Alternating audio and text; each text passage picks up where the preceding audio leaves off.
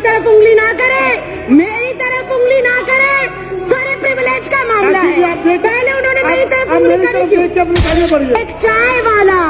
एक चाय वाला इस लोकतंत्र के अंदर एक वोट के अधिकार से सीधा चाय वाले से प्रधानमंत्री बन जाता है, उस वोटर आईडी कार्ड की कोई अहमियत नहीं। एक चाय वाला क्या बात करते हो कि जिस पहचान पत्र की बदौलत एक तड़ी पार व्यक्ति इस देश का गृह मंत्री बन जाता है। जिस मैंने नाम नहीं लिया, तड़ी पार कौन है? तड़ी पार कौन है? तड़ी पार कौन है? चाय वाला कौन है? इतनी गर्माहट क्यों इतनी मिर्ची लग गई? क्यों इतनी मिर्ची लग गई? आपको इतनी दिक्कत क्या हो गई? आपको इतनी परेशानी क्या हो गई? मैंने तो किसी का नाम भी नहीं लिया। जिस वोटर आईडी कार्ड से इनको सत्ता में चुनकर भेजा गया, जिस वोटर आईडी से देश के 128 करोड़ लोग इनको चुनकर भेजते हैं, उस वोटर आईडी कार्ड को भी ये हमारा सबूत के तौर पर मानने को तैयार नहीं।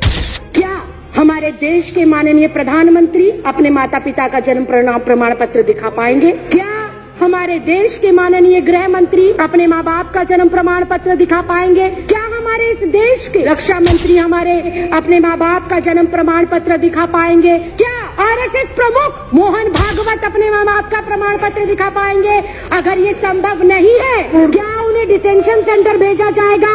अगर वो लोग डिटेंशन सेंटर नहीं जाएंगे तो इस देश का आम गरीब मजलूब परिवार का सदस्य क्यों डिटेंशन सेंटर जाएगा?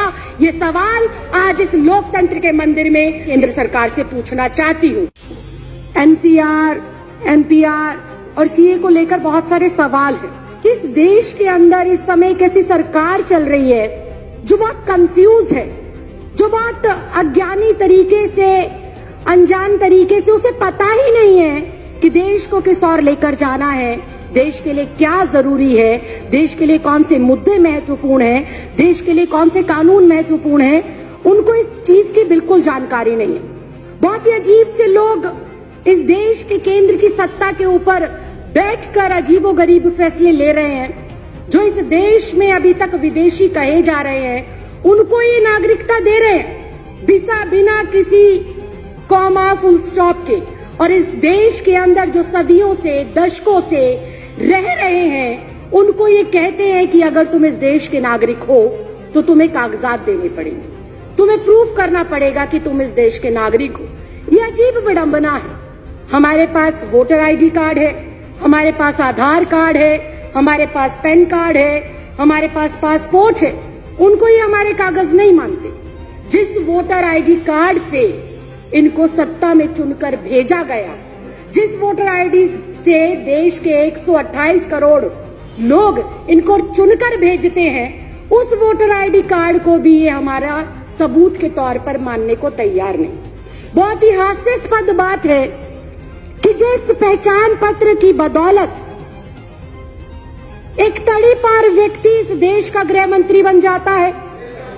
जिस मैंने नाम नहीं लिया, मैंने नाम नहीं लिया, मैंने नाम नहीं लिया, मैंने नाम नहीं लिया, मैंने नाम नहीं लिया, ये ऑन रिकॉर्ड है, मैंने नाम नहीं लिया। आप अपना भाषण जारी रखिए ना। मैंने नाम नहीं लिया। मैं अध्यक्ष जी, आप मेरी तरफ उंगली ना करें, मेरी तरफ उंगली ना करें, सारे प्रिविलेज का मामला है। पहले उन्होंने मेरी तरफ उंगली करी क्यों? अपनी बात कहते रहिए। अध्यक्ष जी, मैं बहुत शांति से और शालीनता से ही कह अपनी बात कहते रही कि जिस पहचान पत्र की बदौलत एक आम साधारण नागरिक एक तड़ी पार को चुनकर देश का गृह मंत्री बना सकता है। आगे बढ़िए। एक चाय वाला, एक चाय वाला, एक चाय वाला, एक चाय वाला, एक चाय वाला, एक चाय वाला इस लोकतंत्र के अंदर एक वोट के अधिकार से सीधा चाय वाले से प्रधानमंत्री बन जाता है, उस वोटर आईडी कार्ड की कोई अहमियत नहीं। क्या बात करते हो? क्या बात करते हो? और मैंने किसी का नाम नहीं लिया। आपको कोई आपत्ति है? आप माननीय अध्यक्ष जी से बात करें। आपको कोई आपत्ति है? आप माननीय अध्यक्ष जी। तड़ी पार कौन है? तड़ी पार कौन है? तड़ी पार कौन है? चाय वाला कौन है? तड़ी पार कौन है? तड़ी पार कौन है? चाय वाला कौन है? मैंने कुछ नहीं कहा, मैंने किसी का नाम भी नहीं लिया। आप क्यों इतना आग बबूला हो रहे हैं? इतना आग बबूला क्यों हो रहे हैं? इतनी गर्माहट क्यों? इतनी गर्माहट क्यों? क्यों इतनी मिर्ची लग गई? क्यों इतनी मिर्ची लग गई? आपको इतनी दिक्कत क्या हो गई? आपको इतनी परेशानी क्या हो गई? मैंने तो किसी का नाम भी नहीं लिया, मैंने किसी दल का नाम नहीं लिया, मैंने किसी व्यक्ति विशेष का नाम नहीं लिया। जब एक मतदाता अपने मतदान का प्रयोग कर कर मेरे जैसी एक साधारण सी लड़की, 25 गज में रहने वाली लड़की को लोकतंत्र के इतने बड़े मंदिर में भेजता है, तो वो सबसे बड़ा प्रूफ होना चाहिए। बाबा साहब भीमराव अंबेडकर ने वोट डालने का अधिकार सबको दिया, और वो वोट डालने का अधिकार इस बात को सिद्ध करता है कि हम इस भारत देश के नागरिक हैं। मैं सिर्फ इतना कहना चाहती हूं कि 1989 से पहले कानूनन ऐसी कोई प्रतिबद्धता, ऐसी कोई मजबूरी या अनिवार्य नहीं था कि कोई भी जो बच्चा पैदा होगा, जो भी व्यक्ति जन्म लेगा, उसका जन्म प्रमाण पत्र बनाया जाए। ऐसी कोई पॉलिसी नहीं थी। जब ऐसी पॉलिसी पहले नहीं थी तो मुझे समझ नहीं आता एनपीआर, एनआरसी और सीए के लिए माँ बाप का जन्म प्रमाण पत्र हो अनिवार्य, ये किस बिहाफ पर लिखा गया, ये बिल्कुल समझ के परे।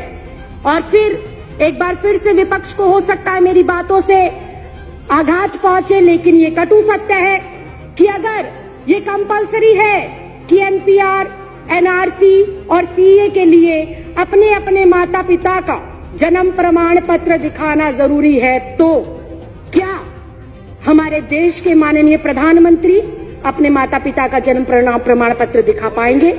क्या हमारे देश के माननीय गृह मंत्री अपने माँ बाप का जन्म प्रमाण पत्र दिखा पाएंगे? क्या हमारे इस देश के रक्षा मंत्री हमारे जो ये एनसीआर, एनपीआर और सीए है, इसके माध्यम से अपने माँ बाप का जन्म प्रमाण पत्र दिखा पाएंगे? क्या इस देश के माननीय राष्ट्रपति अपने माँ बाप का जन्म प्रमाण पत्र दिखा पाएंगे? क्या आरएसएस प्रमुख मोहन भागवत अपने माँ बाप का प्रमाण पत्र दिखा पाएंगे? क्या श्री एल.के. आडवाणी जी अपने माँ बाप का प्रमाण पत्र दिखा पाएंगे? या माननीय अध्यक्ष महोदय आप स्वयं अपने माँ बाप का प्रमाण पत्र दिखा पाएंगे?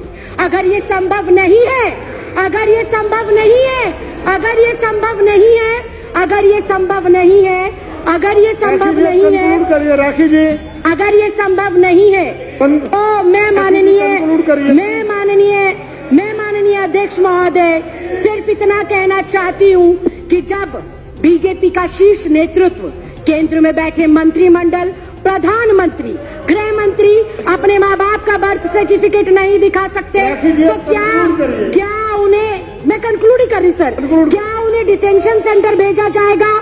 अगर वो लोग डिटेंशन सेंटर नहीं जाएंगे तो इस देश का आम गरीब मजलूब परिवार का सदस्य क्यों डिटेंशन सेंटर जाएगा? ये सवाल आज इस लोकतंत्र के मंदिर में मैं आपके माध्यम से केंद्र सरकार से पूछना चाहती हूँ।